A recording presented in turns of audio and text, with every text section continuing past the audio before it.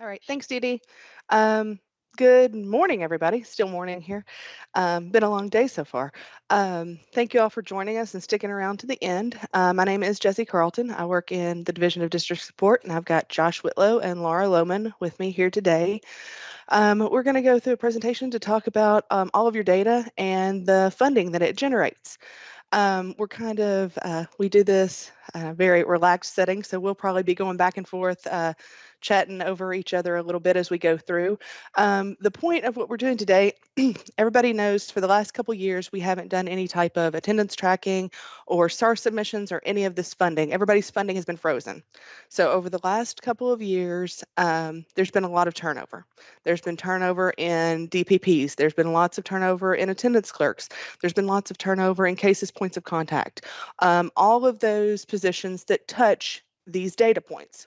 So what we're wanting to do today is we're going to go kind of step back and go over from a high level and just make sure everybody knows the importance of all of these data points and how they touch every part. Every data point touches a part of your funding for your district. And so our office also does attendance audits every 5 years, and we've really been stressing this year as we do these attendance audits, these aren't a gotcha moment. What these audits are is we're really coming out to districts wanting to make sure everybody is, our number one goal is to maximize the funding you have. We want to make sure you are tracking everything to the best of your abilities and you can generate the most funding for your district. So let's roll through here. And feel free, Dee Dee, if somebody pops a question in, go ahead and interrupt us and we'll do it right then as we're going through so we don't get too far down the road. As I said, a lot of these points that we're going to talk about that generate SEEK funding come from Infinite Campus. So the data that you put in directly goes into our SEEK system to generate that funding. The main component that everybody knows is that daily attendance, which goes into the average daily attendance. That's a big chunk of your money. But there's also other add-ons that will go into that funding calculation. And so we're going to talk about the big ones, attendance, then we're going to talk about how you get it to us through the SAR, and then we'll also talk about those add-ons to make sure we're tracking everything correctly at Infinite Campus and we're maximizing that funding. Okay, so before we get started, there is one thing we'd like to talk about that doesn't technically generate funding, but it's kind of your starting point. You know, you got to get everything started and off on the right foot before you can track all of this data. And that is the District and School Collection Repository, or we call it DASR. This DASR is a web application that a lot of times it's your WAPOC in your district who has access to, or it's somebody who has been designated as the DASR contact. And what this web app does is it has created a kind of a one-stop shop for starting out in the district and making sure we at KDE know what your school configurations are. So anytime you create a new school and add a school, or you have to close a school for some reason, or anytime you change any type of configuration of the school, maybe you had a K5 that's now moved to just a K3 and you've moved the fourth and fifth graders somewhere else, we need to know about that here at KDE because, you know, we have to have the school set up correctly to then track the data at the correct schools. So this is a web application someone can log into, tell us about that change. It's going to come up to KDE. We're going to review it and then make sure it gets set up in campus correctly and make sure you guys have all the tracking tools you need. Some important parts about DASR. We kind of set 6/30 or June 30th as the date for an effective school closing and 7/1 as the new school date. We like to use those dates to keep everybody on the same path. There are every now and then a few instances where a school may open at a different date of 7/1, but that's very rare occurrence, and we'll talk to your district about that to see what's going on if you need to open at a different time other than 7/1. There is annual data verification and cleanup around DASR. It kind of centers around the school report card time. So as school report card is coming out, you know, we've asked you in July to kind of log into DASR. That's out on open house, kind of review your schools, make sure you can make sure principals are correct at that time also, which is also through DASR. Review that and make sure anybody in your district who may need to submit a correction or a change comes through. Rodney Bennett is actually the one who kind of oversees that process. So there's Rodney's contact information there. And there's also some guidance documents on what all is in the DASR verification and helpful tips there. Okay, so the next part is once you have your schools, you're going to need a calendar. And there's a lot of things in calendar that will directly tie to funding. So I'm going to hand this over to Josh to talk about calendars. All right. Good morning, everyone. Jesse, do you mean take control? You don't? Okay, there we go. Sorry, I stalled out. You're good. Good morning. Just as a reminder, system admin calendar in your days tab. This is where you'll find this screen here. Just keep in mind your NTI days and weather days, those count towards funding. So make sure that those are always set correctly. For NTI days, you're going to have school day checked and instructional day checked. For your low weather attendance days, you'll have all three checked. There is a report out there that you can run. Anything below your ADA number from the previous year, you can take that ADA and it will replace that in the SARS system. Just to keep in as a reminder, regular school days generate ADA and all three school day instruction and attendance is checked. So now we're going to get into attendance because this is where everybody says funding comes from. So we're going to show the difference on that side of the house. So why do we take attendance? KRS 161200 is required by all teachers to take attendance on all your students. Again, it determines the amount of SEEK funding for your district that your district receives. And then for your elementary school teachers, they only require to take attendance in the morning at the beginning of the school day. That's not to say that you cannot take attendance throughout the day, but KDE does require it to be in the morning. And then your middle school and high school, they are required to take attendance each period throughout the day. What is Kentucky attendance? State law and regulations governed by tracking for attendance for verity purposes, including students' physical attendance as well as funding-based attendance. And we'll get into that in just a second. The underlying foundation is the minute by minute.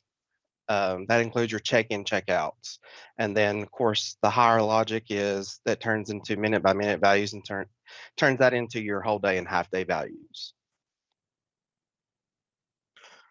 In Kentucky, we generate funding two different ways. The first ways for ADA is for physical presence, that what we call in our office, we're counting the butts in the seats. We base that off attendance tracking inside Infinite Campus, and this also includes your participation kids throughout your blended learning groups, and that's with your full-time virtual waiver.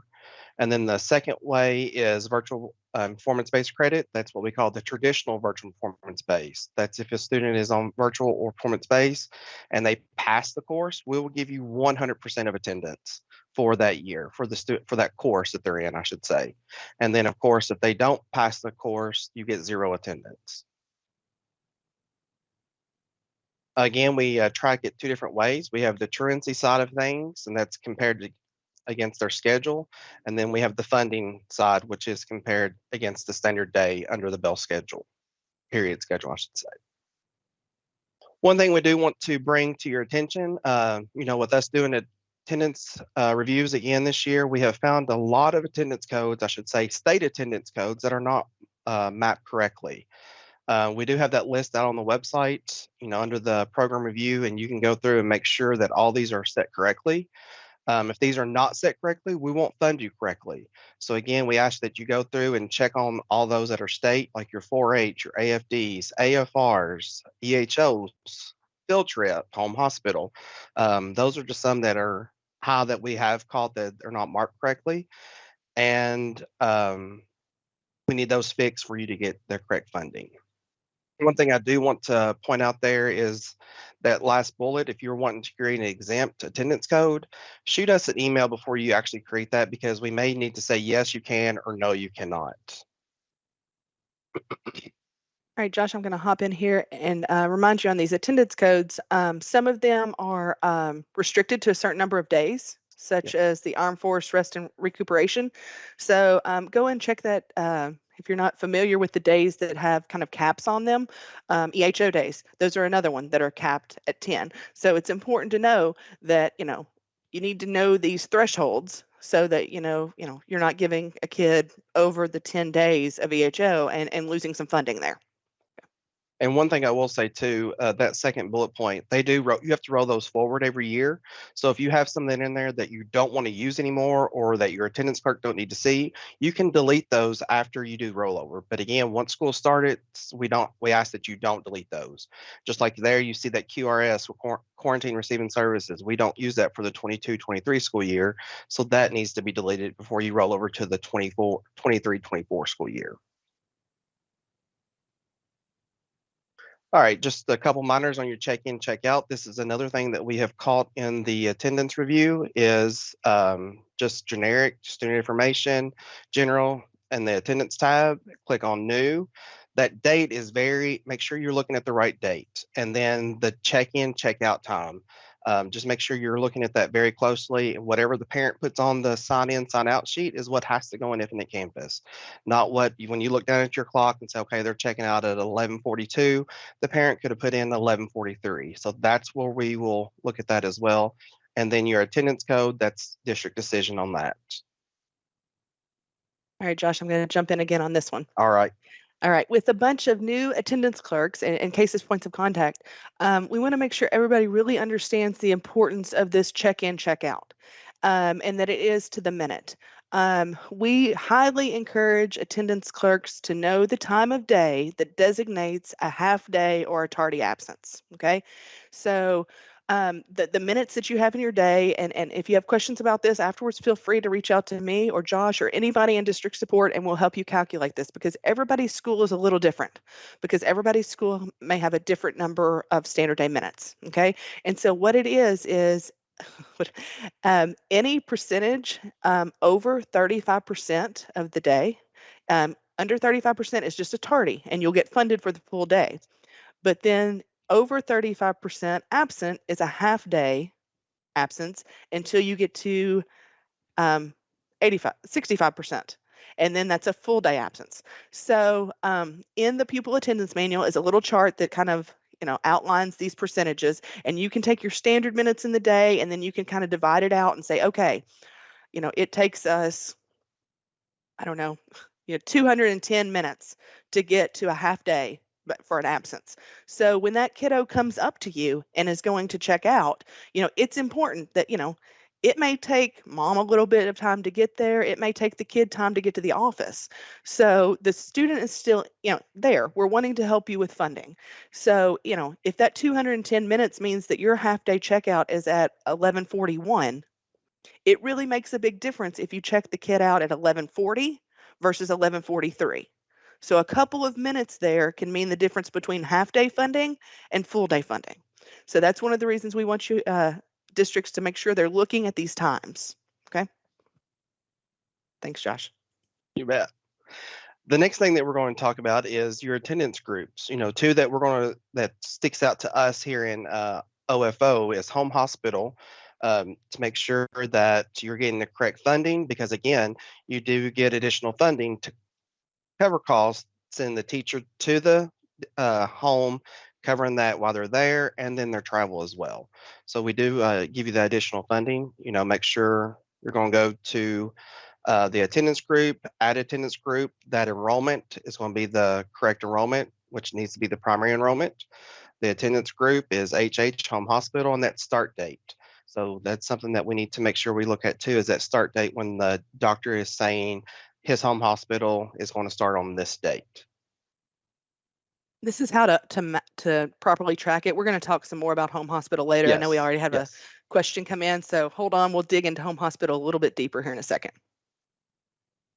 The next one that we're going to talk about is partial day. I get a lot of calls about this just to make sure everything is set up correctly, because again, that student is not physically in that building all day long, but if it's in the student's IEP, has to have an active IEP and has to be laid out in the student's IEP on the date when it starts and the start and end time. All that has to be laid out in that student's IEP before you can approve that attendance group. Again, you're going to do the enrollment, the correct enrollment date, attendance group is partial day. And then that start date again has to be when the IEP art group came together and said, yes, little Johnny can start on this day. We're going to start his start time at 10 o'clock. That little box down at the bottom, you'll see that is what we call our KDE warning. Please verify that start and end times match the student's IEP, because that is one thing that we do check in our attendance audits, we go through every single student to make sure that's correct. To make sure that you are getting full funding for these kids, again, student has to have an active IEP and it has to be placed in the ARC or his IEP. So the path to that, to make sure you're getting full funding, student information, general, the enrollment tab. Once you click there, click on the correct enrollment, scroll all the way to the bottom, and then where you see the minus sign, you're going to have to click that little plus sign for it to open up. It's just an extra layer of security that Infinite Campus has put out there. Again, you're going to see special ed status is active, and then you're going to see that full funding. Make sure you check that full funding if that student has a partial day or partial week. A partial week is totally different. That's an attendance code, but a partial day, make sure that student has the full funding checkbox there. I will say if the student does not have an active IEP, you will not see that full funding checkbox there. And Josh, are these partial day and partial week? Help me remember. Are these outlined in board policy? They are. They're in board policy. They have to be approved by the Board of Education, and then a waiver has to be sent into KDE on the special ed side. There we go. All right. Last year, or I should say beginning of the summer, we had, our group came together and we was like, okay, we're going to have to start balancing school months again. So we created this document to help the districts, because again, we have new DPPs, new attendance clerks, new case admins. This is out on the web. Or if you have the slide deck, you can click on that little picture there and it'll take you straight to this document. At the end of this document, you will see a checklist and you'll go through all those checklists, run those reports. If you run in reports 1 through 11 there, and your time to run line 13 and 14 and 15, your ADM, ADA report, and your register report, if all those reports are clean, 95% of the time you're going to balance correctly as well. All right, Josh, before we run out of attendance real quick, I think a couple questions. Should attendance codes be loaded under all schools or by individual school? You'll have to do that individual schools. I don't think it'll allow you to do click at the all schools and add it. You'll have to do it individual schools. Okay. All right. And I don't know if we talked about this a whole lot, so I'm going to go ahead and ask a virtual question here. If a student goes virtual the second semester, do schools receive funding for the first semester? So I think in that example, I think the student would have been seat time first semester. Yeah. Yes. So you'll get the seat time percentage of the, if the student was absent, of course you don't get attendance, but you'll get the seat time portion of it for the first semester, and then the second semester will pick up for virtual performance base if they pass the courses. Okay, I'm sure we'll have some more questions pop in here. I think we're going to move over to Laura and SAR next.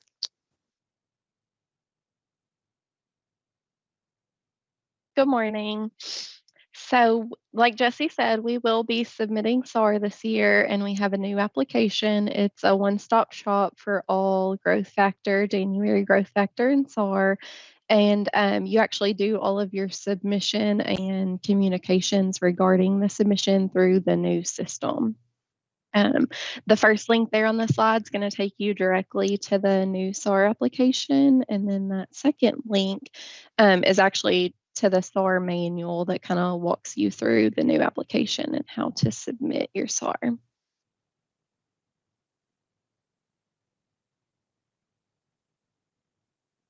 The SAR is used to provide year-end attendance information used to calculate enrollment, membership, ADM, percentage of attendance, home and hospital ADA, and then adjusted average daily attendance.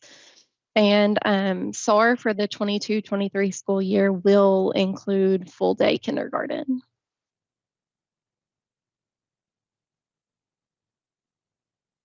All right, these these are the reports that you should be running for data cleanup. I'm not going to read off each of these reports, but you'll want to make sure that you're running all of these monthly and then again right before you submit your SAR. All of these reports will ensure that the data you're submitting on the SAR is clean, and it's going to help prevent numerous errors that you may get when you go to submit your SAR in the new application.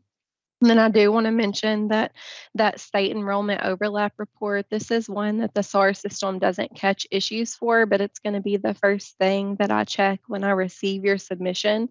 So we had several issues with this with growth factor, and this was like the number one issue with why they were denied. So you can't have more than a 1-day overlap, or this will cause us to have to deny your submission.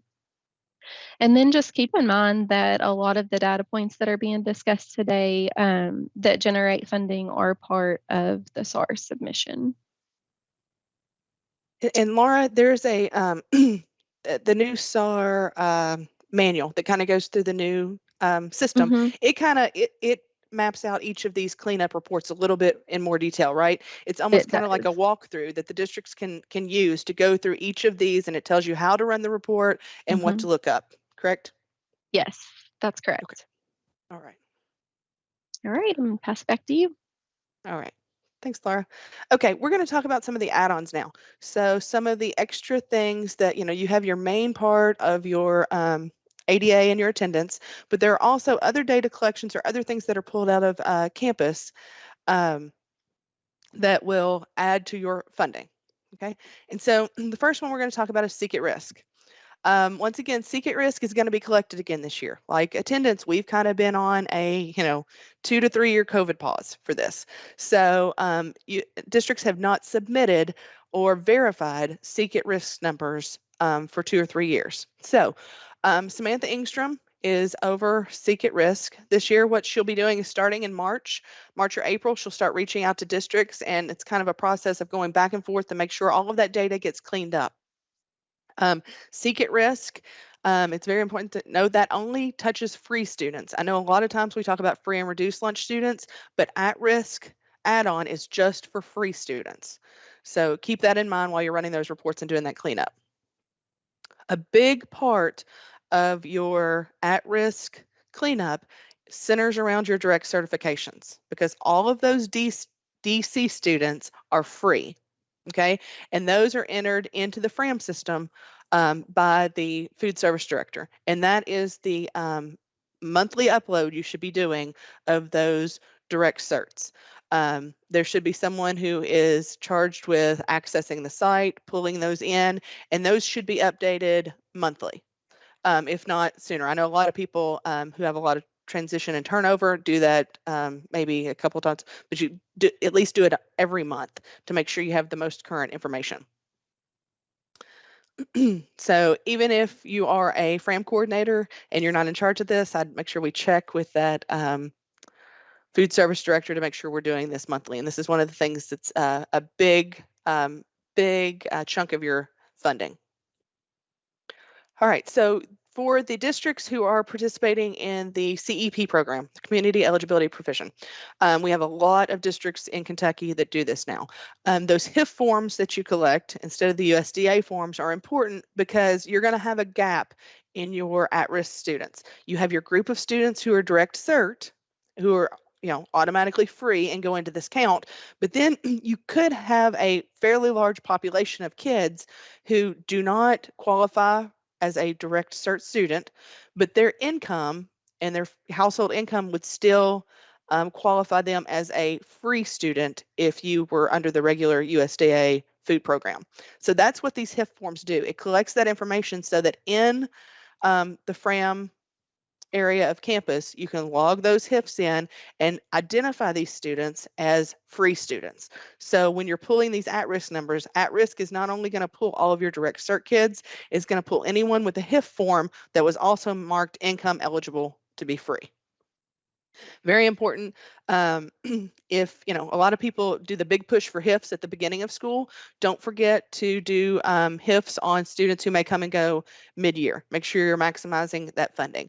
On our CEP web page, there's also a fairly new document in the last couple years about carryover and how, coming from a CEP school to a non-CEP school and how all of that should work. Another thing that we like to always tout is campus community. Everybody should have campus community. The Fram module area of campus community is great. Lets you tips and tricks on how to enter those HIF forms and how to use the system. And you can search for Fram under knowledge base. Okay, now we're going to do transportation codes. And I think I'm going to throw it back to Josh for a little while. All right. So on transportation codes, just a reminder, we have that KRS 157370 transportation allotment. This goes into detail of who rides the bus, T1s through T5s, and also includes your NTs. Just keep in mind something that we are finding. Make sure that this information is on your OLR or enrollment, or if you send a separate transportation form home with you or with the students, that information has to be listed. The parent needs to check to say, yes, the student is riding for like T1, rides the bus twice daily, more than a mile. This information is required by KRS, so we have to have that on the enrollment paperwork as well. Now, that's not to say that you can't correct it, because we do know, send this home. There's a lot of cases where parents will be like, oh, we're less than a mile. But with your transportation route, the student is very much over a mile because of the way the bus route has to run. So this is on the form, but you can, transportation director, whoever's going over this, you can, say, no, this T4 actually is a T1, circle it, initial it. It's good to go, because it depends on how you have to run your routes. Just a reminder, NT students that are not transported by the districts, the students who walk to school each day, parents drop them off, that is what we considered a NT code. Now, I will say that the last few years, we have encouraged districts to roll these forward. But if you hadn't rolled them forward for some reason, remember, if anybody for some reason gets a transportation tab under their transportation tab, they don't have a record, that's going to revert to an NT code, which does not generate funding. Okay. Correct. Yes. T5, again, this is your special transportation. This does add a little bit more money to your pot there. Also, keep in mind that the student has to have an active IEP, and it has to be laid out in their student-related services page. I think that's what it's called. It has to be listed there on that, because again, when we're doing our audits, that's what we're checking for to make sure that's there. That third or second bullet point there, a family member can ride if little Johnny is an active IEP T5, but Susie, his sister, rides with him on that bus. You absolutely can transport that student on that special transportation bus, but you'll need to code them as a T1 or whatever T code is appropriate for them. Again, that last one is a biggie. Sorry, go back just for a second.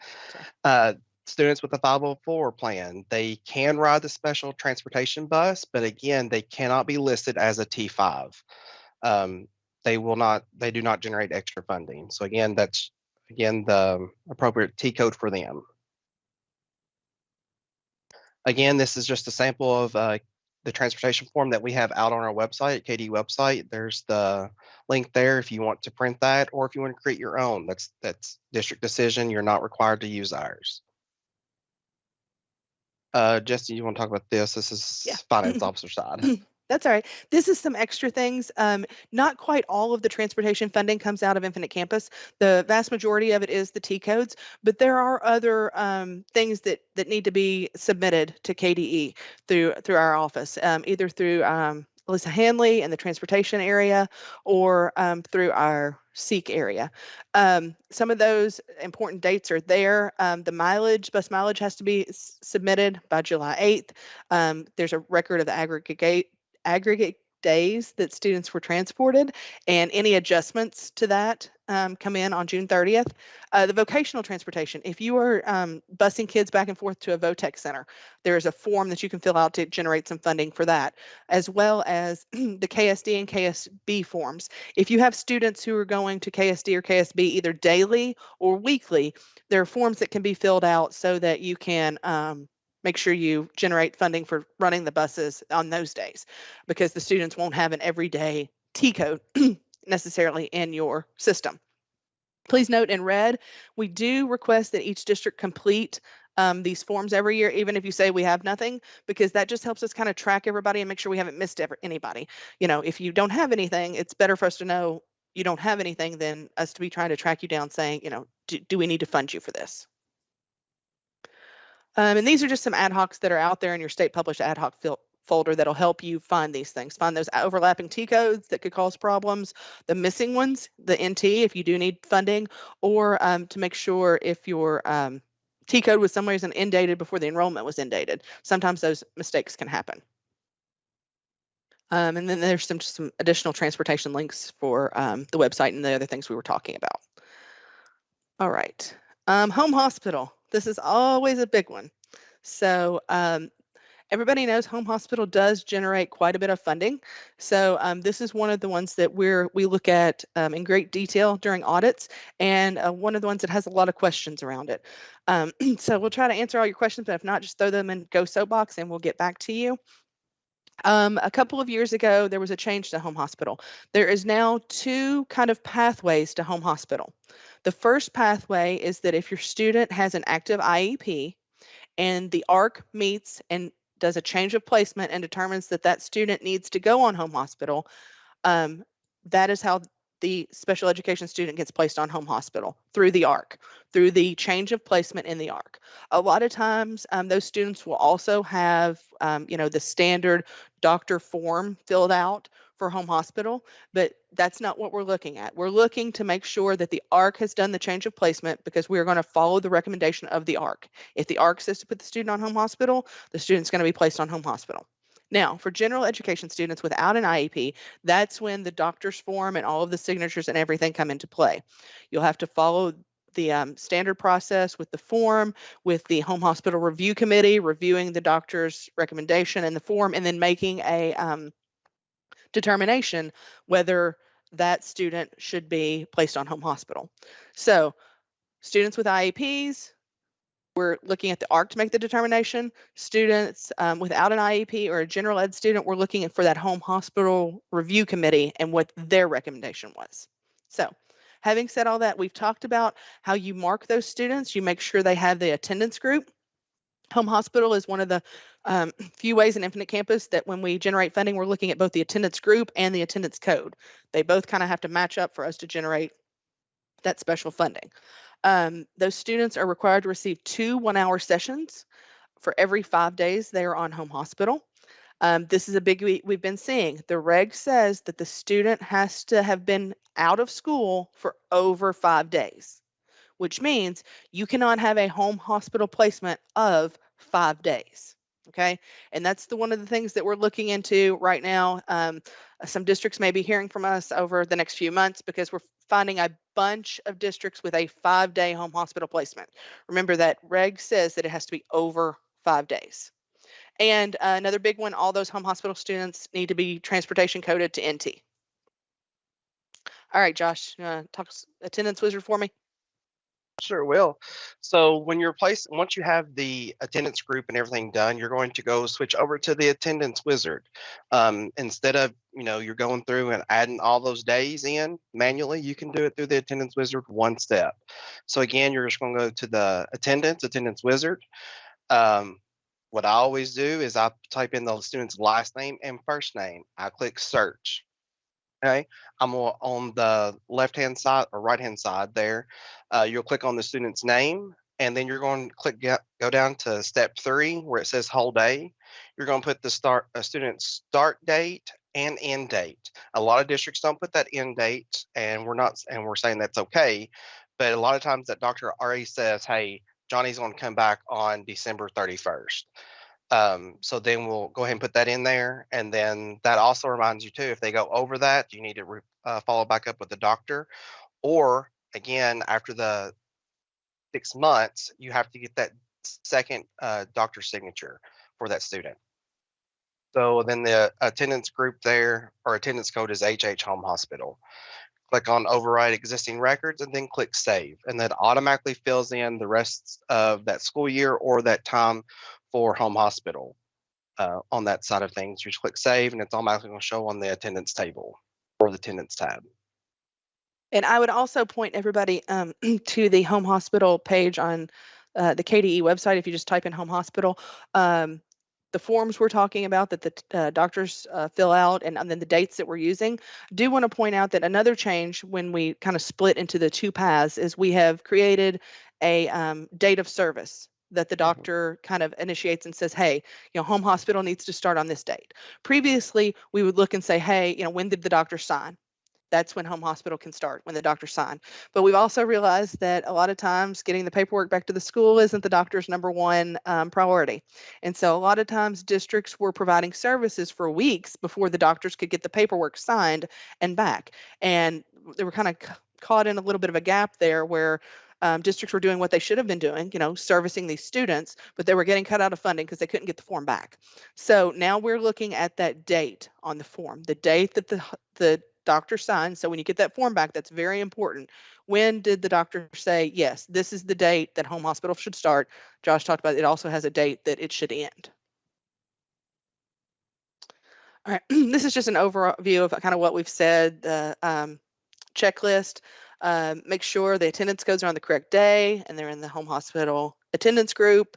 There's a couple of ad hocs we can run to make sure somebody hasn't accidentally, we've seen somebody accidentally get placed in this attendance group or use this attendance code in the drop-down wizard. So you can audit those codes. You can also run your SAR report, Record H. That's what's going to be sucked in through the new SAR application that Laura was talking about that actually generates the extra funding for these students and how many days they were on home hospital. And remember, all of that proper paperwork from either the Home Hospital Review Committee or the ARC should be maintained. We'll look at it in audits, and it's good if any questions were ever asked. Ooh, lost my place. So, all right, other add-ons. There's a couple other add-ons that come into play that are kind of not through the typical SAR system. But your district is going to have somebody in charge of submitting those to KDE, and they're all going to go into this SEEK formula. One of the big ones is limited English proficiency, or your LEP students. These were previously called your EL students. This is an end of the year data pool, and that membership count is used for funding. The data is normally completed and submitted by your Title III English Learner Coordinator. So you can either look out on Home Open House to see who that is, if they've been designated, or you may know in your district who that is. That comes out of the English Learner Extract submitted, and it normally will be around, if you do this, you probably recognize Wendy Newton's name. She manages all of the LEP student counts. The other one is the exceptional child count, or known to many districts as your December 1 count. That's your count of students with IEPs. That's used for federal funding, but it's also used in the SEEK formula. The different levels of disability and those students on that December 1 count generate different amounts of money. You have your severe group, your moderate group, and then your, help me out, Josh, what's the third group called of your speech students? We'll find that there's 3 groups. So they all generate a different amount of money. And so when you validate that December 1 count, those numbers also get sent to our SEEK group and pulled in, and they generate funding. That is submitted by the district's director of special ed. So I think we're to questions now. We've left ourselves a little bit of time, but I think we have a whole bunch of questions, Dee Dee. Do we want to just try and start rolling through as many as we think we can get to? Yeah, I would just roll through them. I'll read them to you, or you all can just, you can read yourself if you'd like. Just go through them. There's some of them that have been moved up to the top. So look for the ones that don't have, if somebody clicks on the one, it pumps it to the top, and some of those that haven't been answered have moved to the top. So kind of start up, maybe up there, some additional interest.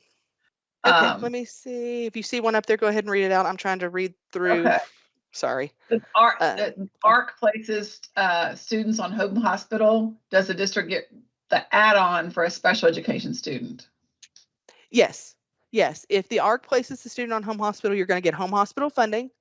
And you're also going to get whatever that add-on is for a December 1 child count student. Because as long as the student was enrolled on December 1st, whether they're enrolled in home hospital instruction or, regular in-seat instruction. Josh, there's I just wanted to clarify to saying so we can delete an attendance code. This is a new feature, so I think some people are, yes, understandably a little bit nervous. That is one thing that was very stressed if you were a seasoned IC user, you never hit the delete button. But with attendance codes, yes, once you move over if you're working in the 23-24 school year, you can go through your list and start saying, yes, we don't use this one, delete. We don't use this one, delete. So your attendance clerks do not go in and use those anymore. So yes, you can delete those attendance codes for the future calendar. After you roll it to the new calendar, yes. Delete it before somebody starts using it. Yes. So if you forget and leave it there for a little while, and you get into school and start school, we tell you, no, you kind of got to leave it through that school year so you don't mess up anything and actually accidentally delete anything. Somebody has asked who to discuss FRAM with at KDE, and that's Samantha Engstrom. We will place her contact information in there. Here's a biggie, Josh. For virtual students, are there a certain number of courses they must be enrolled in and have passing grades? So that's just going back to basics. So if you are enrolled in one virtual performance-based course and you pass that one, you're going to get the funding for that one course. Now, if you have a 7-period day and you're in 7 courses and you pass 4 of the 7 courses, we're only going to fund you for those 4 courses that student passed. So it goes back to that minute by minute again, just like the check in, check out. Yes. So if they pass the course, you're going to get full funding for that semester as if they were in school from 8 to 8:50 or whatever that first course time is. Okay, Josh, if you have a student that has a partial day that comes in at 11 a.m. on Monday, 10 a.m. on Tuesday, and there's a full Friday, how do you enter that? So I think Josh may need to call this district. Yes, we will call, but the quick answer is that's what we call a partial week. A partial day is what the student is doing every single day. So he comes in Monday, Tuesday, Wednesday, Thursday, Friday at 10 o'clock and stays the rest of the day. So on your instance, if he's coming in Monday, he stays home on Tuesday, comes in on Wednesday for 2 hours. That's what we call a partial week. So, but yes, please reach out to me and we will discuss that one-on-one. You had another question, partial days too. Do we have to check them in every day? For instance, if the start date is 10 a.m., do we generally generate a check-in for every day? No, you will not generate a check-in.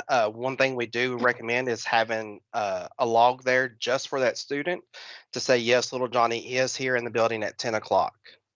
Or if he leaves at 12 o'clock, you have that parent sign him out at 12 o'clock as well. But it does not have to be reflected inside of Infinite Campus if it's a partial day. Now, a partial week, that does have to be noted in Infinite Campus because that is an attendance code. And that sign-in, sign-out sheets for safety purposes to know who's in the building on the days. So, okay, I think this is a good one. How will funding be determined for an NTI day since we didn't submit growth factor or SAR last year and used 18-19 funding? Will it still be based on 18-19 funding? And the answer to that is yes. So when there's an NTI day, what happens in the system is there's no attendance on that day. And for that day, your previous year's ADA is replaced into the system, and that's what you're funded on.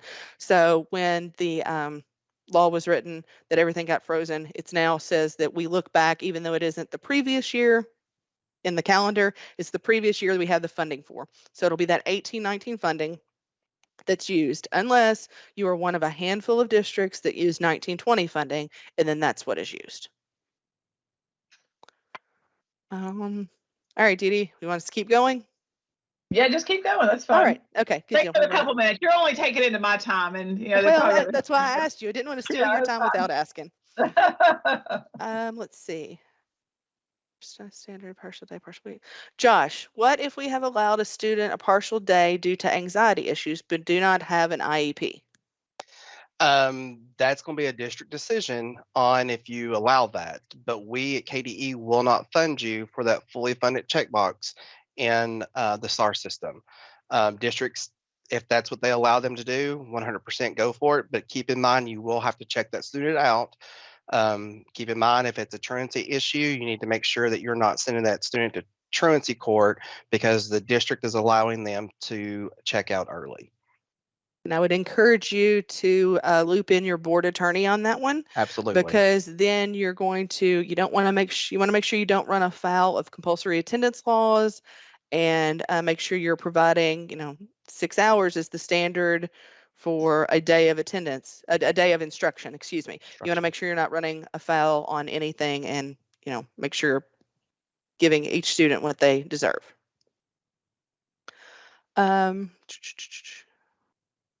Is it possible for an IEP to say flexible time for a partial day student? If so, what time should we put in the attendance group? So again, if the student is not doing the exact same thing every single day, that's not partial day. That's what we call partial week. So again, it has to be outlined in the IEP. Little Johnny comes in at 12 on Mondays and Thursdays, but he leaves on Tuesdays and Fridays at 1 o'clock. Again, that's partial week attendance code. But again, reach out to me and we can discuss that in further details. Okay, where do we get a copy of the new SAR manual? Laura, I think they can just type in SAR in our search on the KDE website, and it'll probably take you to that page, right? That's correct, but it's also in that first SAR slide in this PowerPoint, if this PowerPoint's going to be available to them. All right, so you can go either place. We did share the PowerPoint with everybody, but I had a question about if you didn't get it. You can email the KDE data request at education.ky.gov email, and they'll send it. We'll send it to you. All right. Laura may know the answer to this question with her previous work with FRAM and stuff. Do you know what point in the month the state releases the DC file for our food service to import? Is that the first or the end of the month, Laura? Do you remember? If not, we can find the answer. Yeah, I'm pretty positive it's the beginning of the month, but I'll confirm. It's usually around the 5th. Oh, there you go. Yeah. Just previous being in the district. There you go. Right around the 5th. Keep going, Dee Dee. I want to make sure. Go ahead. Keep going till 12:20, and then we'll switch over. And any questions you don't get to, I know you all will answer them in the Go Soapbox app, so you can go back to it. We'll leave that open where people can go back and see the answers. Okay, awesome. All right, can you explain more about how low attendance weather days work and how they affect funding? So, so yes, we can. There's actually a guidance document, talks about that's in the amended calendar. We can put that in the Go Soapbox chat there as well. But again, there's a report in there under the SAR reports, the very last report. I can't remember. I think it's low weather attendance. And you have to put in your AADA from previous year. So anything below that turns red, and then if it's up against a weather day that you have taken, you can put that in as low weather attendance day, and then the funding will be adjusted on the SAR.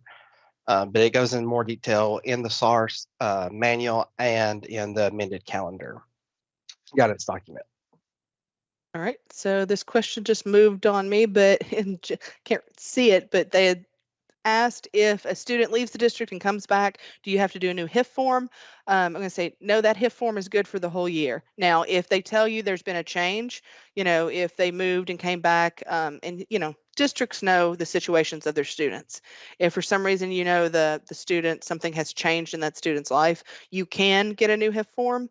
And that goes for any student. If anything, any type of event occurs during the year, you can get a new HIF form, but you don't have to get a new one, right? Laura, is that correct? That's correct. Okay. All right. Let's see. Can you explain chronic absence?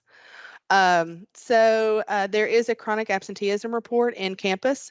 That is calculated using the Kentucky definition for chronic absenteeism. I would encourage you at the very top of that report to click on the quick reference card. That will explain exactly how chronic absenteeism is calculated in that report. This is different than truancy. Truancy is 3 or 6, Josh. 6. 6 unexcused events by Kentucky statute. Chronic absence in Kentucky is missing over 10% of the total instructional time, which is a little different than the federal definition. So I would start there. If you still have questions, reach out to me. Shoot me an email. I'll be happy to call you or talk you through it. So, all right, Dee Dee, I think we probably need to stop and let you have it back. All right. Well, I will take control then back, and I want to thank you all for participating. Always good sessions and always good information. For those of you that didn't get your questions answered, just stay on Go Soapbox, and those questions will be answered. If you have to go, the questions and answers will also be posted on the Cases training page. So either way, you'll be able to get your answers. And of course, Josh and Jesse and Laura are always available. They get lots of calls.